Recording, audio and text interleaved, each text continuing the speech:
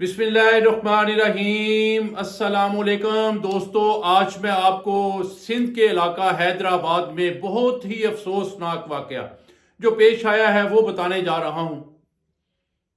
Dubai سے تعلق رکھنے والی ایک خوبرو لڑکی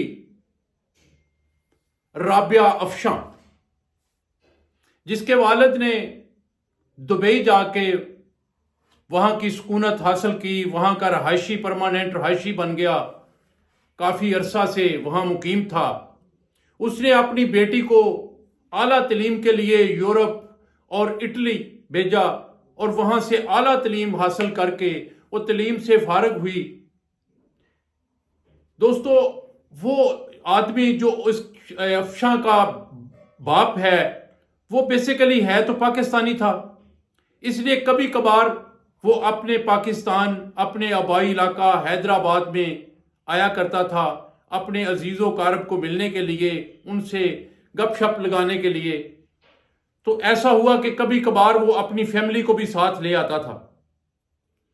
اب جب کہ وہ فیملی کو لے کے آیا تو اس کی بیٹی جو اعلیٰ تعلیم یافتہ تھی، اٹلی سے تعلیم حاصل کر کے آئی تھی، اللہ پاک نے حسن بھی خوب دیا تھا، خوبصورت بھی تھی، وہ وہاں کے ان کے ایک کزن کے بیٹے امداد جمال جس کا نام تھا، اسے دل دے بیٹھی، اس پہ فدا ہو گئی۔ اب بات ٹیلی فون پہ شروع ہوئی، ٹیلی فون سے بڑھتی بڑھتی آگے بڑھتی گئی، واٹس ایپ پہ باتیں اور چیٹنگ اور تصویروں کی آپس میں تبدیلیاں، یہ سارے معاملات چلتے رہے۔ آہستہ آہستہ یہ پیار جو ہے یہ پروان چڑھتا ہے، تو انہوں نے آپس میں فیصلہ کیا کہ ہم شادی کر لیتے ہیں۔ اور دوستو، جب انہوں نے شادی کا فیصلہ کیا تو لڑکی نے اپنے ماں باپ کو اس بات سے آگاہ کیا۔ اس نے بتایا کہ مجھے امداد جمال جو آپ کے کزن کا بیٹا ہے وہ پسند ہے، میں چاہتی ہوں کہ میں اس سے شادی کر لوں۔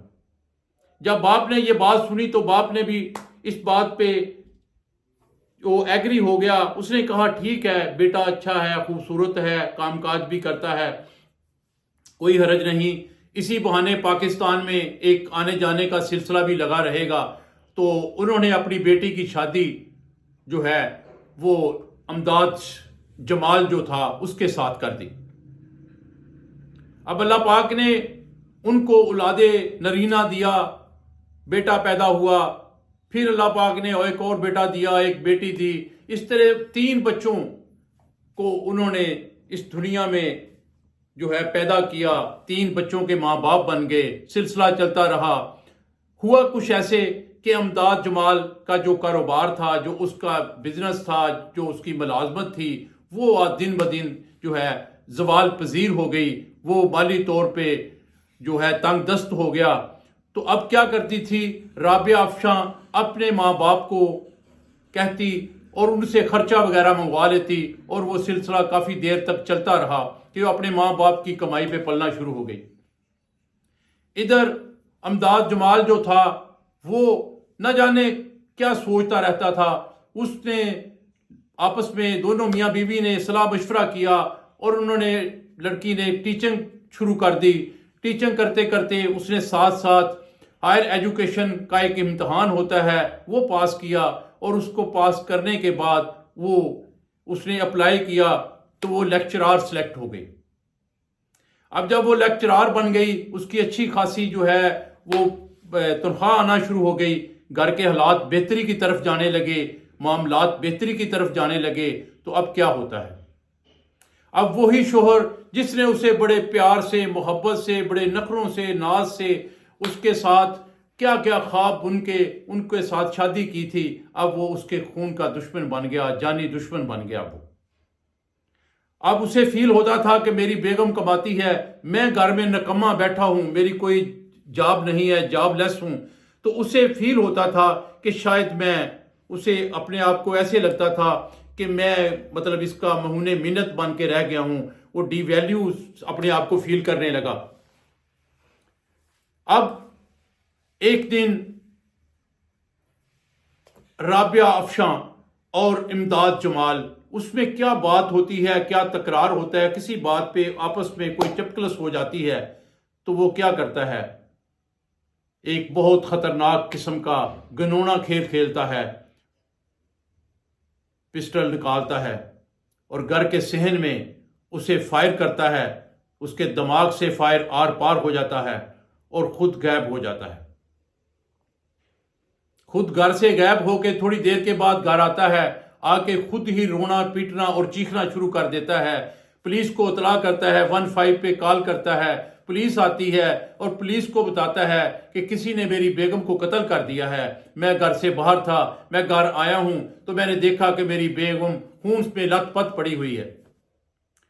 اب پولیس اس کی ساری جو ہے روداد سنتی ہے اور سننے کے بعد اس سے سوال و جواب کا سلسلہ شروع ہو جاتا ہے کہ آپ کو کسی کے شک ہے، کسی سے دشمنی ہے، اسی طرح کے سوالات کی بشاڑ جب پولیس کرتی ہے تو وہ کہتا ہے کہ جی نہیں، ہماری تو کسی سے دشمنی نہیں تھی، آپ کے آپس میں تعلقات کیسے تھے؟ اس نے کہا جی بہت اچھے تھے، ہم نے لو میرج کی ہوئی ہے، یہ تو میری جان ہے، میرا جگر ہے، میں اس کے بغیر رہ نہیں سکتا، میری جان مجھے چھوڑ کے چلی گئی ہے۔ تو اس طرح کی ڈرامے بازی کرتا ہے۔ پولیس کو کسی ایک نقطے پہ شک ہو جاتا ہے اور پولیس اسے اپنی حراست میں لے لیتے ہیں۔ جب تھانے جا کے اس کی باقاعدہ انکوائری ہوتی ہے، آپ کو پتہ ہے پولیس پھر ویریفیکیشن بھی کرتی ہے، شترول بھی کرتی ہے۔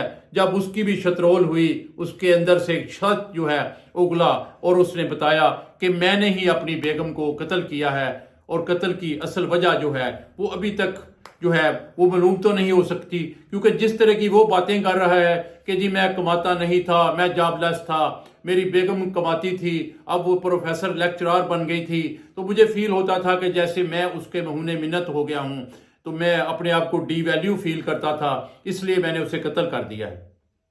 تو دوستو خیر، اللہ تعالیٰ ہدایت دے ان لوگوں کو جو پہلے بچیوں کو برگا کے اپنے چکر میں لگاتے ہیں، اپنے جب اس کے مطلب وہ قابو آ جاتی ہیں، ان کے ساتھ شادی کر لیتی ہیں تو پھر اس طرح کے گنونے کھیل کھیلتی ہیں۔ اللہ تعالیٰ ان کو عبرتناک سزا دے، دنیا میں بھی اور آخرت میں بھی۔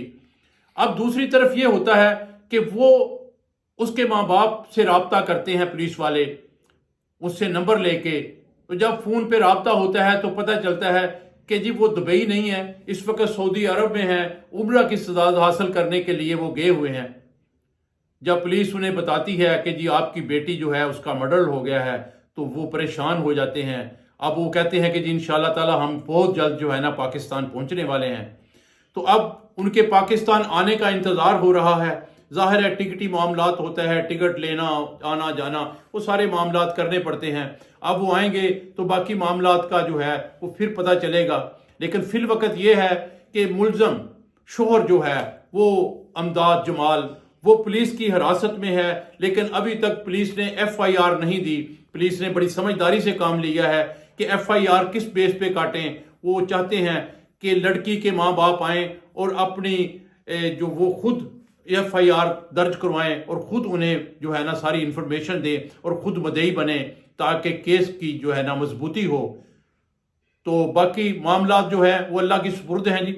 اللہ تعالیٰ اس بیٹی کو جنت الفردوس میں جگہ عطا فرمائے، اگر دنیا میں رہتے ہوئے اس سے کوئی کمی کوتاہی غلطی ہو گئی ہو اللہ معاف فرمائے، اور اللہ تعالیٰ اس ظالم شوہر کو جس نے اسے قتل کیا ہے اسے دنیا اور آخرت میں رسوا کرے اور ذلیل و خوار کرے اور اسے سزا ملے، اور وہ تاکہ اسے سمجھ آ سکے کہ کسی کی بیٹی کو کیسے قتل کر دینا ہے۔